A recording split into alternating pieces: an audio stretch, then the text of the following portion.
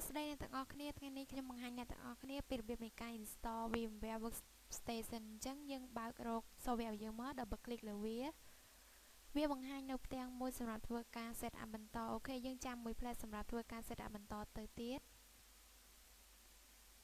អូខេយើងចុចលើពាក្យថា next ហើយយើងចុចលើពាក្យថា I accept រួចចុចលើពាក្យថា next បន្តជ្រើសរើសយកពាក្យថា custom រួចធ្វើការ next បន្តយើងចុច next ទៀតអូខេនៅត្រង់នេះយើងត្រូវដោះលើពាក្យថា check for product update next ទៀត next ទៀតហើយ next ទៀតចុចលើពាក្យ continue អូខេនេះគឺជាដំណើរការនៃការ install VMware Workstation ពេលដែលយើង install VMware Workstation ចប់យើងអាចដំឡើងនៅ Windows Server 2007 Windows Server 2008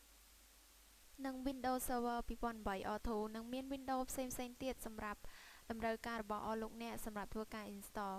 អូខេនៅពេលដែលយើង install វាហើយវានឹងបង្ហាញនៅផ្ទាំងមួយសម្រាប់ឲ្យយើងដាក់ license key អញ្ចឹងយើងចាំមួយផ្លែសម្រាប់ធ្វើការដាក់ license key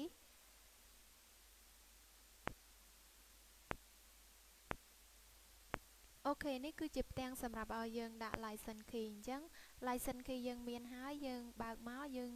license key មានច្រើនតែខ្ញុំ copy license key ដំបូងអញ្ចឹងយើង right click យកពាក្យថា copy រួចមកផាសនៅត្រង់ចំណុចដែលយើងធ្វើការ set up បន្តអូខេយើងផាសយើង right click យកពាក្យថាផាសឬក៏ control V អូខេយើង enter